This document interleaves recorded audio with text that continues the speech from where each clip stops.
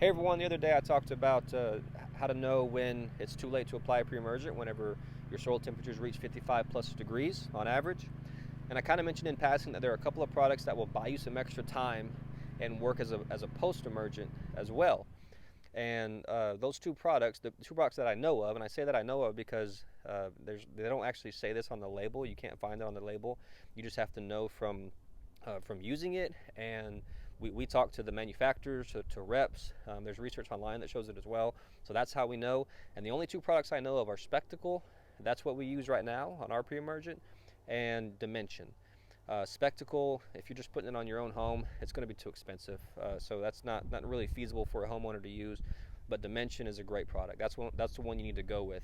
If you're getting towards that deadline, if we've hit 55 degrees even, and you think it's too late, go get some Dimension and put that down, because if there are any weeds that haven't germinated, it will kill those, and then the ones that have germinated recently that are still in the young stages of their life, it's going to take care of those as well, and that's going to help your weed control problem out a lot. So not all hope is lost. If you waited too long, you can get either Spectacle or Dimension, and you're still good to go.